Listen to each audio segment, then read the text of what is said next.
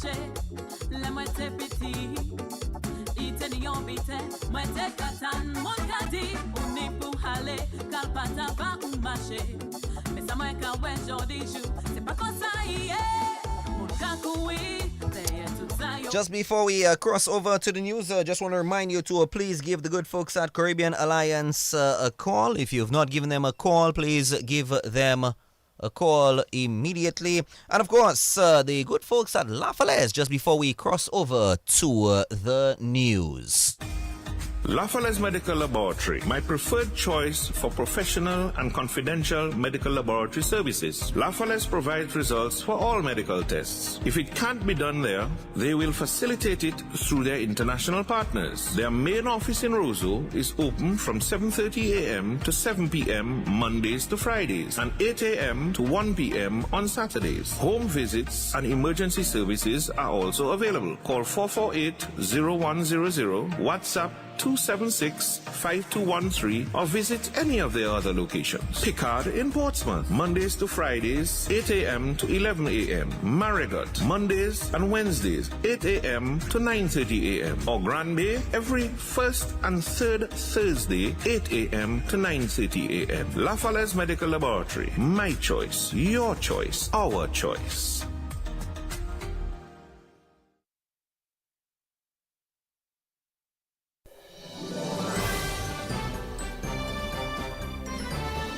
Fair and balanced, unbiased and clear, concise and accurate. This is the DBS Evening News. Here now is your presenter with the headlines. In the headlines, government has received the parliamentary approval to borrow $6 million from the National Bank of Dominica to continue the process of electoral reform. In the news from the region, Jamaica's security minister says violence against women and girls is a stain on the country. And internationally, U.S. President Donald Trump says Russia and Ukraine will immediately start negotiations towards a ceasefire. The details of these stories and more coming up next. Too often, customers are counted but not valued. Like mere numbers, statistics, transactions. But at Flow, we're prioritizing you, our valued customers who have been with us through every milestone, every moment. That's why we're putting our money where your loyalty is. Flow customers claim up to $400 in rewards for smartphones, groceries, and more when you add mobile to your current internet plan. Because loyalty isn't a one-way street. At Flow, loyalty flows both ways. DBS News. And welcome back. Government has received the parliamentary approval to borrow $6 million from the National Bank of Dominica to continue the process of electoral reform. The funds will go to the Electoral Reform Commission. Finance Minister Dr. Irvin McIntyre told Parliament that the decision to borrow the funds proves the government's commitment towards electoral reform. On the other side, it was mentioned that the sum was high. But the truth is, Mr. Speaker, we got the estimate of expenditures we got from the Electoral Commission was much higher. It was actually 8,070,786. And we actually brought it down to 6 million because, as I said, we're going to use some of the state's offices, services, etc. That's why we brought it down to 6 million as opposed to the initial 8,070,786. So that we've done pretty well in bringing it down, which is good news for us. And obviously, Mr. Speaker, when you look at all what it has to do, we're going to have offices in each of the constituencies, most probably vehicles in each of the constituencies, all the different equipment and the systems in all the different offices, electricity, water, all the stuff for all the different offices and the whole operation and the staff in all the different constituencies. So, and this is going to go on for an entire year and can be extended to 15 months. So looking at it, I think it seems within cost in the sense that we've cut it down and then we can see the amount of things that has to be done with that money. Minister for Finance, Dr. Irvin McIntyre. Meantime, the relocation of some residents of Campbell, Petit-Soufrière and Saint-Sever is one step closer to become a reality, as Parliament has approved for the borrowing of over $69 million from the International Development Association. Minister of Finance, Dr. Irvin McIntyre, presented the motion to Parliament today. This government has had the challenging task particularly over the last 10 years, of balancing between responding to repeated macroeconomic shocks caused by the climate events in 2015, 2017, and 2022, and the COVID-19 pandemic 2020-2022. Building resilience to these shocks, and at the same time, forging ahead with an ambitious transformational agenda to bring sustainable development to our people and our country. Still, at the same time, Mr. Speaker, the demand for government services and support has increased, while government, the largest consumer in the country, has not been spared by imported inflation over the past 5 years. Mr. Speaker, while some of the loan funds will be used to support the recurrent budget, for example, subventions to Discover Dominica Authority for marketing our Dominica, road maintenance and restoration, and procurement of equipment, aspects of the public sector program will also be financed from this loan, including land settlement in relation to some of the ongoing projects and the relocation of residents of Campbell, Petite-Soufrière, Saint-Sauveur, and Good Hope to safer locations. This loan has been evaluated in the context of government's medium-term debt strategy and is consistent with the objectives of this strategy. Finance Minister Dr. Irvin McIntyre. Meantime, Prime Minister Roosevelt Scarrett says the government of Dominica continues to be prudent in the manner in which the funds are being borrowed for national development. If you look at our borrowing, you recognize that we've been very careful with the borrowing. And in large measure, our borrowing has been as a result of natural disasters, or in the case of the pandemic. We've not been reckless with going to borrow money as a previous government did. We've nothing to show. So I understand the genesis of your concern, but this has not been the actions of this government. Very careful, very, very careful with how we borrow and who we borrow from and what we borrow for. And so, Mr. Speaker, I am very happy for the people of Campbell. I am happy that the government has prioritized the resettlement of Campbell. It has gone ahead and purchased the lands from Social Security to assist or facilitate the relocation of the people of Campbell. And I really want to thank the government for doing so. Likewise, Petite-Soufrière that was affected in 2022 by a natural disaster. Of course, they have had a series of actions there, many times. But it came to a point where we went down and said to them, folks, you have to relocate. And eventually they agreed with us. And we've gone ahead, Mr. Speaker, and acquired the lands in Cassibruce to relocate the residents of Petite-Soufrière, Saint-Sauveur, parts of Good Hope, and there's some families in Morpo and Deeper and Cassibruce who will also form part of the mix, Mr. Speaker.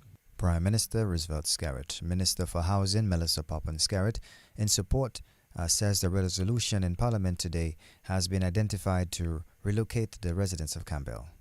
The funds that we are securing today is so critical. Some of it will be used for the resettlement of residents, and some will help to complete some homes that we have already started in Petite-Soufrière, Saint-Sauveur, part of Good Hope, Morpo, Tranto, Dipax, Cassibruce, and of course the residents of Campbell. Let's talk about Campbell a bit, Mr. Speaker. We understand the people of Campbell have waited a little bit too long. The land has been assessed and reassessed. It is no longer safe. That is not opinion. This is the science. It is a fact. And so we are relocating these families to the beautiful village of Warner, Mr. Speaker. The site at Warner for the relocation of the residents of Campbell, Mr. Speaker, it offers breathtaking views of the Caribbean Sea. And so we are resettling people with dignity, respect, and class, Mr. Speaker. We are giving the people of Campbell the best of the best. And we will begin with those who lost their homes and cannot afford to rebuild. These are the people who have been most affected, the most vulnerable, and they will be first in line. Minister for Housing Melissa Poppin-Scarrett. Opposition Senator Delwood Paris also added his voice to the debate in Parliament. I think we have a responsibility in this honourable House to continue to show our people and demonstrate that we don't think or we wouldn't like to behave as if climate resilience and putting finances into that is some type of an investment, because it isn't. If the loan is meant for climate resilience and relocation, can we demonstrate that we have exhausted all of our efforts in finding external funding, grants, partnerships, to ensure that we can do these types of relocation. Mr. Speaker, because we have institutions and agreements that continue to demonstrate that climate resilience is not a traditional capital investment. The concern, Mr. Speaker, is about the absence of evidence that we are learning and adapting and exhausting cheaper options that will yield bigger impacts. Mr. Speaker, we cannot continue to borrow on the backs of our children, grandchildren, and without a clear plan for debt reduction and economic transformation. Let us not confuse our people by allowing them to believe that infrastructure growth is true fiscal sustainability. Opposition Senator Delbert Paris, Minister for Foreign Affairs and Trade, Dr. Vince Henderson, says the Dominica's journey to building resiliency has been a costly one. But the fact that we have to come to the Parliament to borrow, to respond to the impact of climate change should invigorate us to continue on our fight for climate justice. About 2 weeks ago, I was in St. Kitts and Nevis and I spoke as the outgoing chair of COFCOR, the Caribbean Foreign and Community Relations Committee. And I made the point that no matter what happens in the world, no matter who is running any major capital in the world, small island developing states must continue to make the case for climate justice. We have to hold the developed countries responsible for the impact of climate change. And we having to come to the Parliament to take $226 million to build the East Road, to build climate resilience, to get rid of the vulnerabilities that we have traversing from Bois Diab all the way to Hatton Garden. And now with over $116 million from Lubia to Bagatelle. So far, that is just part of the cost. The point is, we are making these investments to get rid of vulnerabilities.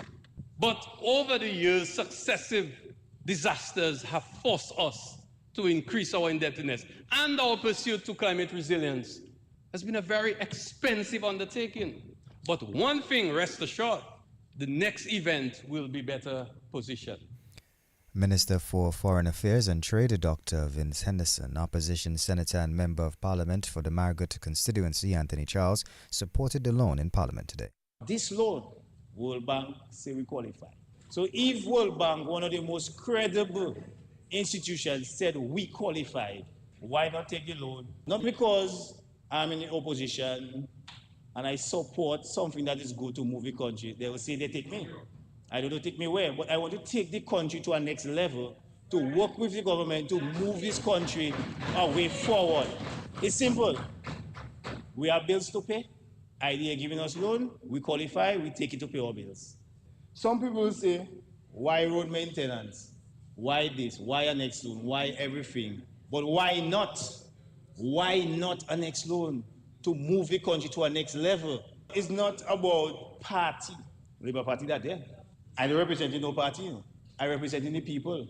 And it's the people interests I come and represent here. So the loan, rest assured, the loan is okay. We qualify so that we know we can move the country with this loan for unforeseen climate change. So now we need to put party politics aside and think about the country. It has time for politics, but we need to pause a while, man. Give it a break. And let's move our country. Let's move our country, please. Opposition Senator and Member of Parliament for the Margaret constituency, Anthony Charles. Dominica will seek to strengthen its regional and international tourism ties at the Caribbean Travel Marketplace 2025.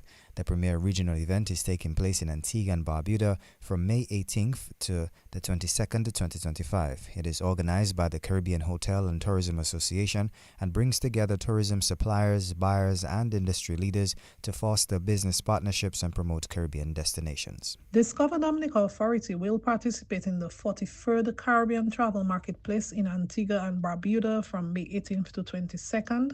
The Caribbean Hotel and Tourism Association organizes this event to connect tourism suppliers, buyers, and industry leaders fostering partnerships and promoting Caribbean destinations. Our participation marks a strategic step to strengthen the island's position as a premier sustainable tourism destination.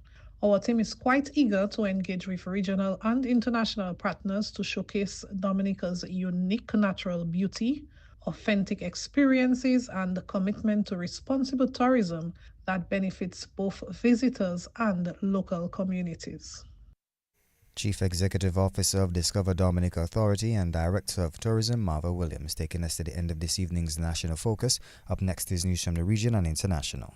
Too often, customers are counted but not valued, like mere numbers, statistics, transactions. But at Flow, we're prioritizing you, our valued customers who have been with us through every milestone, every moment. That's why we're putting our money where your loyalty is. Flow customers claim up to $400 in rewards for smartphones, groceries, and more when you add mobile to your current internet plan. Because loyalty isn't a one-way street.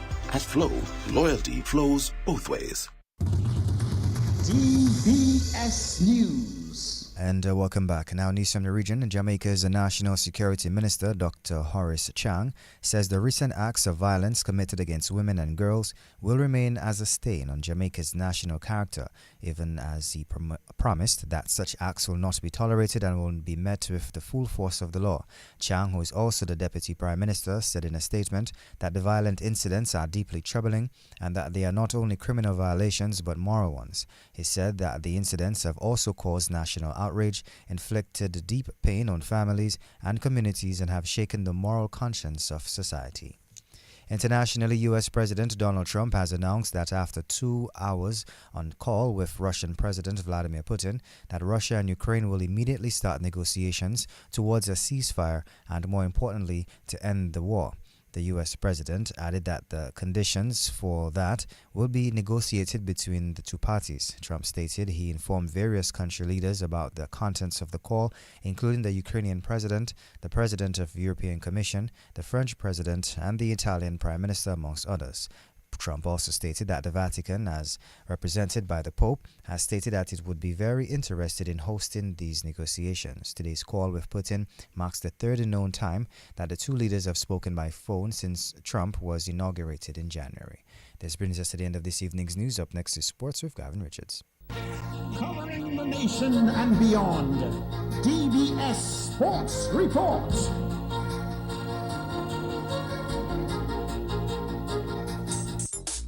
Rudolph Thomas Enterprise in Portsmouth, your suppliers of building materials and hardware products. Over 20 years experience in the business. Rudolph Thomas has lumber and plywood, Portland and tile cement, steel rods, galvanized and fence pipe. And Rudolph Thomas can meet all your wire needs. Galvanized roofing sheets, doors, windows, toilet sets, face basins and bidets. PVC piping, fittings and lattice. Check out Rudolph Thomas for ceramic and vinyl floor and wall tiles, nails, nuts and bolts, paint and painting supplies. And check out their line of electrical and hand tools. And Rudolph Thomas is your one-stop shop for hard-to-find items like fiberglass mat and fiberglass resin and welding rods. Go now to Rudolph Thomas on 1240 Bay Street in Portsmouth.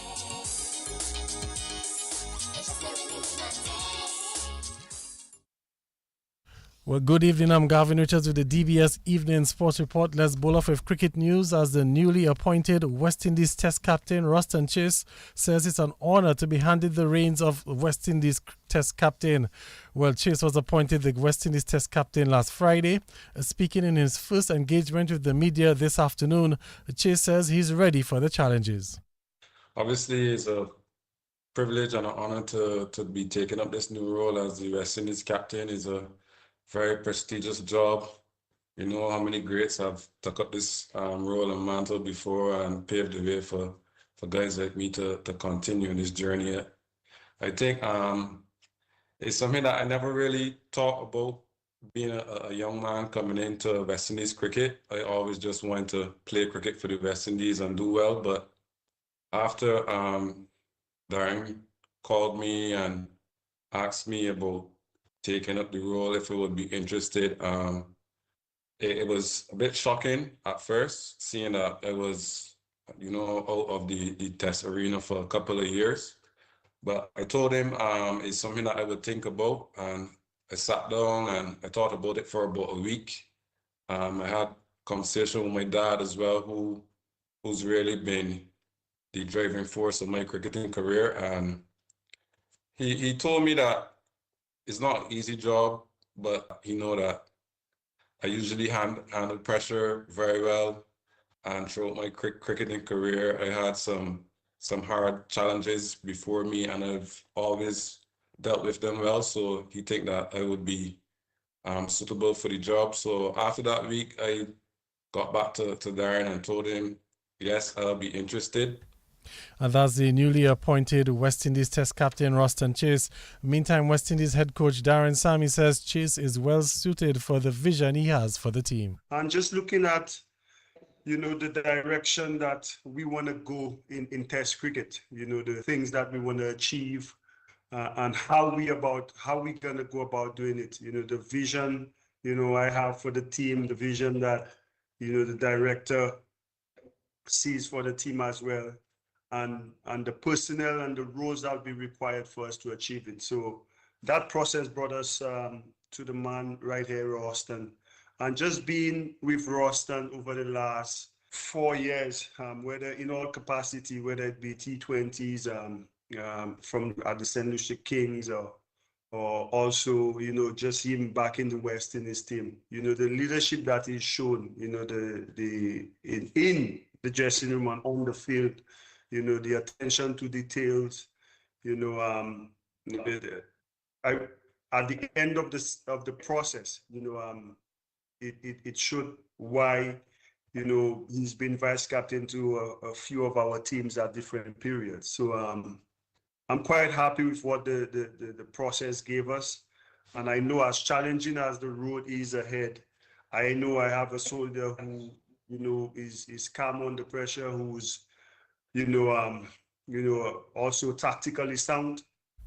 And that's the West Indies head coach, Darren Sammy. Sammy also addressed the reasons why Shea Hope turned down the opportunity to captain the West Indies team.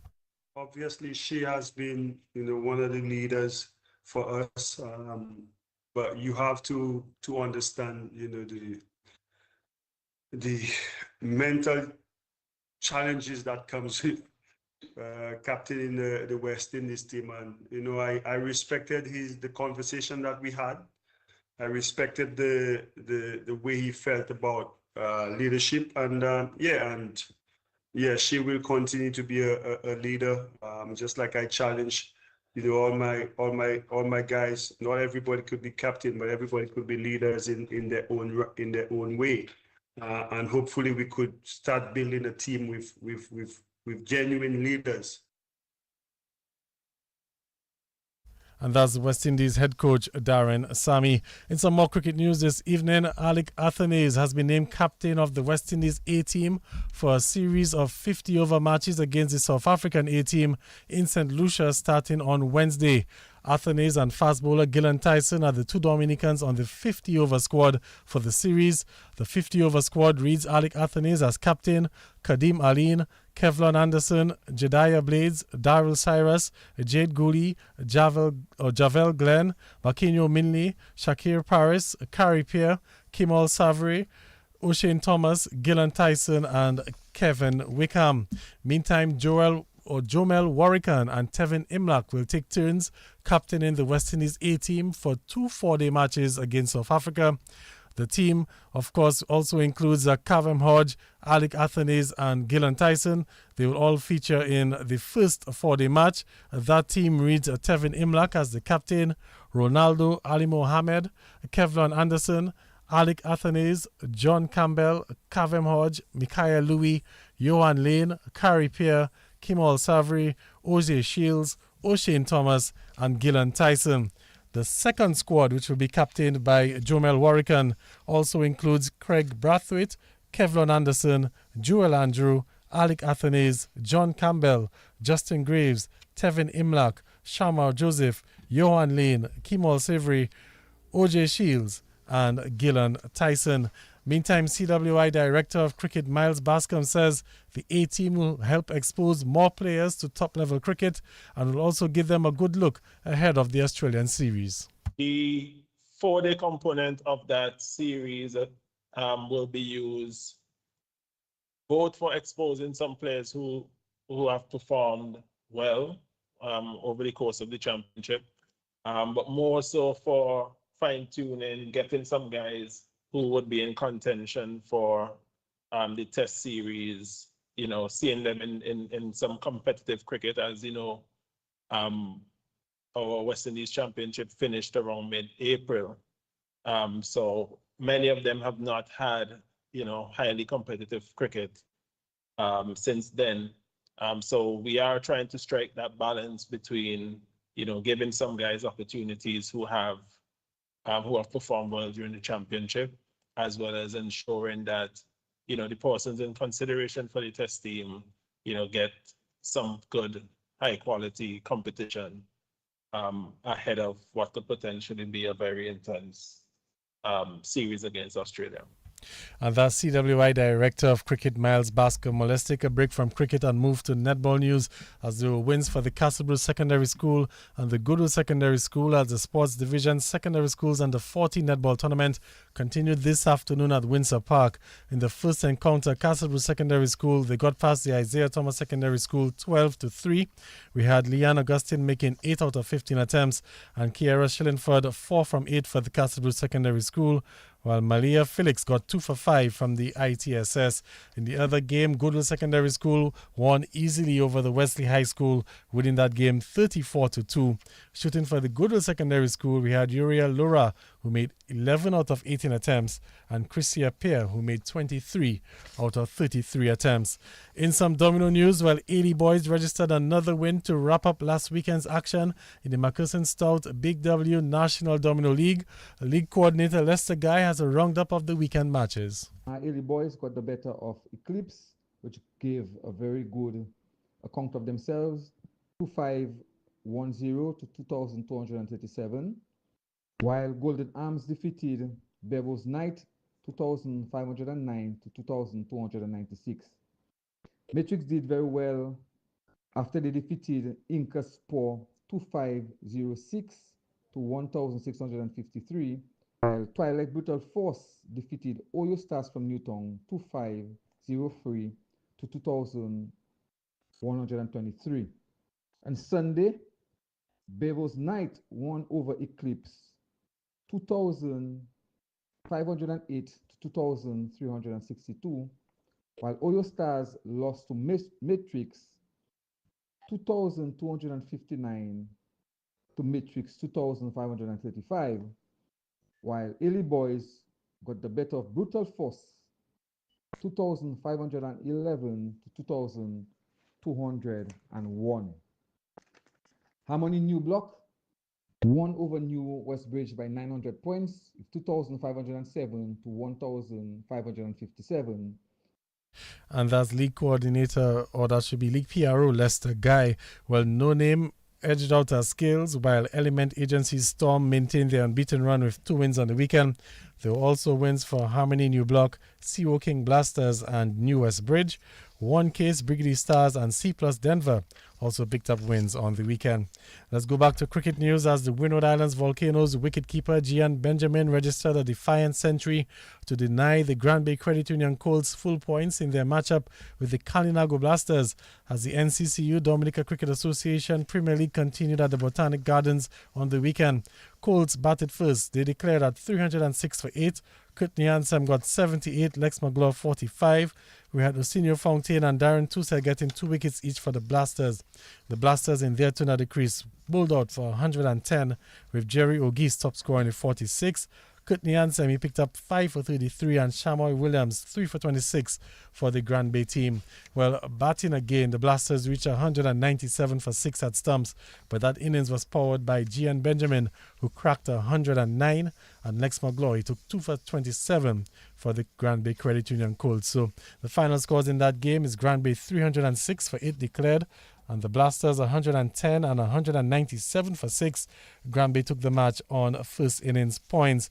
Meantime, over the Geneva playing field, we saw Jason Vidal getting 11 wickets as the KFC Summits rallied to beat the Tremors despite being bowled out for just 47 runs batting first. We had John Matthew, Ishmael Landor and Malachi Xavier getting 2 wickets each for the Tremors. The Tremors, however, didn't capitalize on bowling out the Summits for 47 as they were just bowled out for 85 runs. Ishmael Lender got 41. Jason Vidal, he picked up 6 for 22. Well, batting a second time, the Summits, they made 162 with Neo Davis getting another half century. He got 58. And Tyrone Theophile, he took 6 for 20. And then the Tremors, in search of 124 to win the match, they were bowled out for just 90 runs. Jason Vidal again, the pick of the bowlers, taking 5 for 21. The Summits won that match by 34 runs. Let's see if we can quickly run through the football from the weekend. A packed weekend in the DFA Premier League last weekend. And of course, it's a Central Cooperative Credit Union, Dubla FC, maintaining their position at the top. As a matter of fact, extending their lead in the points table as they got past Surgical Southeast as that competition continued yesterday. We saw Dubla winning that game 4-0 to move to 19 points, 5 points clear of the Belfast Estate Soca Strikers, who are now in second place. Of course, the Soca Strikers, they picked up a 1-0 win over the Roosevelt Skerrit Bombers on Saturday to move into 14 points. Some more results from the weekend. Valvoline Way United, they missed out on a golden opportunity to narrow the gap on the league leaders. They were beaten 3-2 by Promex Harlem United last night. We had Brandel Richards, Dante Warrington and Yvetson Xavier getting a goal each for Harlem as they came from a goal down to win late 3-2. And also some more results from the weekend. Middleham United, they held on for a 3-2 win over DSFC. And the struggles for Connect 767 continued as they suffered another defeat, their 6th defeat of the season, going down to Petro Caribe Point Michel. We also have some big news in basketball. Remember Dominica getting set for the Creole Memorial Day Cup. The national team announced last night, and of the reigning league MVP, Lester Langley, among the 12 players selected to represent Dominica in that competition. The list of players also included on the team: Maxwell Birmingham and Dretzvan Lee of the Detroit Blazers, Kaifa Francis, Meshach Debole, and Giovanni Regis of the Dr. Daru Pichler Sports Club Falcons, Andel Olivache, Rene Williams, Tillan Birmingham from the 767 Sports Club Dominators, and Jimal Pelty, Jaden Scotland from the BA Sharks, Shamar Felicity, the high-flying Shamar Felicity of the Paybush Super Eagles. So Dominica will be taking on Martinique, Guadeloupe, and Benin all during the course of this week. The games will start on Thursday in Martinique, and then it will head to Dominica on Saturday, where Dominica will be playing against Benin at the Massac Indoor Facility. And of course, the competition continues in Guadeloupe as well. So a chance for you to catch some big basketball at the Massac Indoor Facility. Benin from West Africa, we're being told that they're a professional basketball team. And of course, it's a chance for Dominica to showcase their skills. The likes of Shamar Felicity, Lester Langley, and the youngsters, Giovanni Regis and Jaden Scotland. Chance to showcase their skills. Who knows, maybe one of those